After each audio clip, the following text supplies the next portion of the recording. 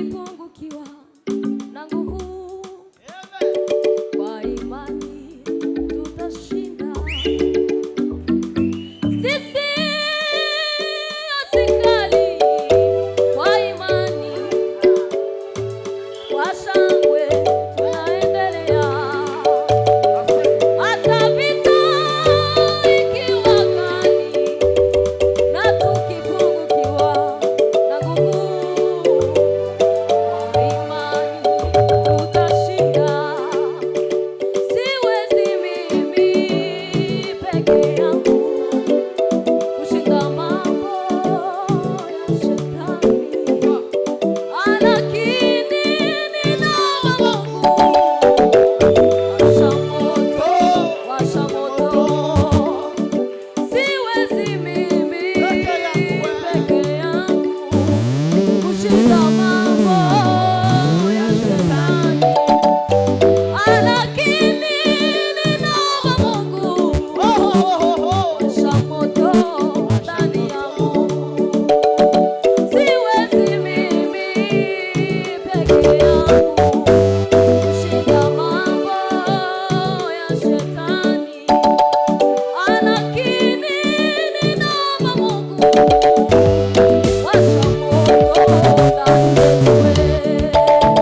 Mwenyezi Mungu ngome yetu, ni kimbilio letu katika vita na huzuni, twategemea Mwokozi, ni silaha ya imara.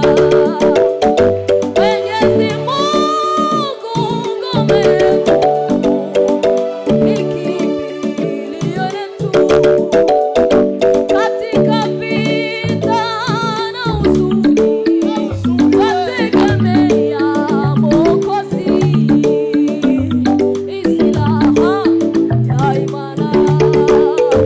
Mwenyezi Mungu ngome yetu, na kimbilio letu katika vita na huzuni, twategemea Mwokozi, ni silaha ya imara. Siwezi mimi peke yangu kushinda mambo ya shetani, lakini ninaomba Mungu washa moto, washa moto. Siwezi mimi peke yangu kushinda mambo ya shetani, lakini ninaomba Mungu washa moto, washa moto. Siwezi mimi peke yangu kushinda mambo ya shetani, lakini ninaomba Mungu washa moto ndani yangu. baramwegera uwo mugore baramubwira bati umuhenda ubwenge muhende ubwenge, umenya aho imbaraga ze nyinshi ziva, umenya imbaraga nyinshi ze ziva, tumenye uburyo twamushobora tukamuboha tukamucogoza. umuntu wese muri twe azaguha ibice by'ifeza 1,100. azaguha ifaranga 1,100. Amen. Amen. Kabisa. Turarangije. Mukomere ijambo ry'Imana amashi. Ubundi umusore agomba kuba umunyamwuka. Ndavuga kimwe, ibindi byose babivuze. Bikorokera uko muzikisha. Umusore agomba kuba umunyamwuka. Aho ava akagera agomba kuba umunyamwuka. Abe mugufi, abe muremure, agomba kuba umunyamwuka. Paulo yandikiye Timoteyo amagambo ari iwabo muri Efeso. Muri Efeso habaga ikigirwamana cyubakise mu buryo bwa kigore. Noneho Paulo ngo ahagere abwiriza ubutumwa bwiza. Amara kubwiriza ubutumwa bwiza, afata Timoteyo umwana yabyaje ubutumwa bwiza, amutereka mu itorero ryo muri Efeso. Amara kumutereka mu itorero ryo muri Efeso, aramubwira ngo Timoteyo we, ngusigiye iri torero uririnde, urikumbe kuzoribazwa. Aramubwira ngo Asifiwe Mukombozi, nuzoza ugera ku bagore bakuru tukazubacyaha, ahubwo uzubabwira ubutumwa. Asifiwe Mukombozi. Kanyoko, nugera ku bagabo bakuze ubabwira ubutumwa tubacyahe. Gaso, nugera ku basore bagenzi bawe ubabwira ubutumwa kuko mungana. Buri muntu wese uzumugerera mu gatebo bikurikiye nuko angana. Asifiwe Mukombozi. Ngo Pawulo aramubwira aya magambo ariyo twasoma.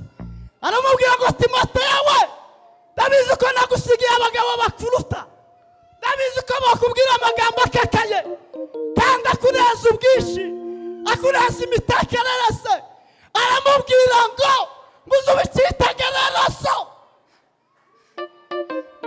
uzubicitegererezo Timoteyo we, mubyo uvuga, mubyo ukora, uzubicitegererezo.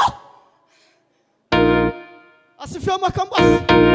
N'abasore mwe nimucurange muze mubicitegererezo, n'abamama mwe nimwambara muze mubicitegererezo,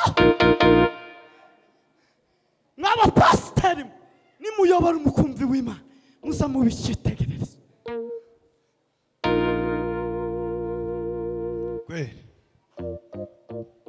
Mwabaririmbyi nimuririmba muze mubicitegererezo, ku myambarire yanyu, ku mivugire yanyu, ku mikorere yanyu muze mubicitegererezo. Asifiwe Mukombozi. Haleluya. Cyitegererezo cy'imirimo myiza. Hari matendo mabi, hari cyitegererezo cyiza, hari n'icyitegererezo kibi. Bwana asifiwe. Umwanditsi yaranditse aravuga ngo igiti cyose cyari imbuto zacyo gikurikiranywe nuko cyitwa.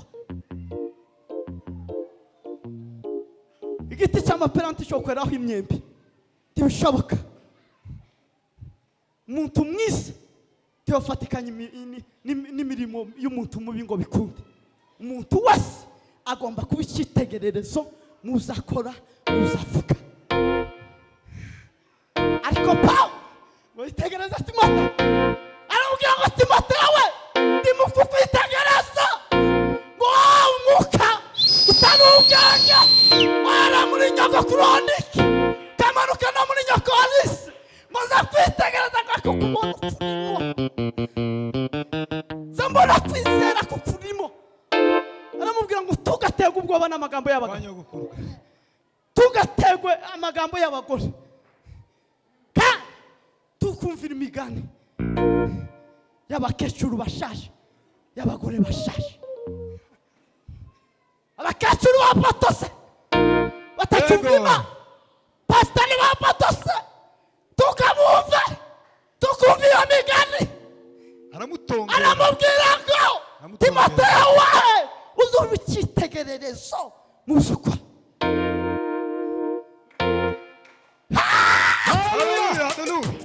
Asifiwe. Amen. Bibiliya yarambwiye ngo nyina Samson ari mu murima ngo arimo ari wahinga, ngo marayika w'Imana ngo aramugenderera, ngo amara kumugenderera aramubwira ngo wa mugore we, ndabizi neza ko mu nda yawe ari ingumba, ariko ndagakubwira amakuru uzosara kandi uwo mwana azaba umunasizi, kandi uwo mwana niwe uzokura ubwoko bwa Isirayeli mu kaga. Ngo Abisirayeli ngo bari barakozwe mu bisanga n'Uwiteka, ngo hasigaye Imana ngo ibahana mu maboko y'abanzi, ngo Imana ngo ibaboka mu maboko y'Abafilisiti. Ngo nyina Samson warabyara, turihuta bamara kubyara, Bwana asifiwe, ngo arakura nk'abandi, ngo agira icyitegererezo nk'abandi, wagera mu gihe cyo gukura cyo gukora nk'abandi wasigaye akora nabi abicitegererezo kibi wabenguka gakobwa ngo kumuha Filisiti ngo kandi ako gakobwa ngo kari gafushije mukuru ngo wasigaye Samusoni wakomeza kwanyagasa ngo amara kwanyagasa ngo yicaza nyina na se aramubwira ngo papa mama usa makuru nabengusa umukobwa kandi uwo mukobwa uje kumusabira ni mwisi namukuze isa Samusoni mano ngo yifata ku mugongo aravuga ngo Samson wow wisesera niki kigutesa Samson niki bigaza aramubwira ngo data we mama we namufunze no genda umusabiye ngo ariko Samson ngo ntiyarazi uko ari icitegererezo cyiza ngo asigaye ngo bicitegererezo kibi kwima Bwana asifiwe haleluya biramureka agira ngo nibisaza mimi siwezi peke yangu kushinda mambo ya shetani lakini naomba baba washa moto haleluya asifiwe hari icitegererezo cy'abagabo hari icitegererezo cy'abagore batiyandusha hari icitegererezo cy'abasitari batiyandusha hari icitegererezo cy'abayumbu batiyandusha nubwo ubutayu bwaba burebure nubwo inzira zoba mizitari muhumure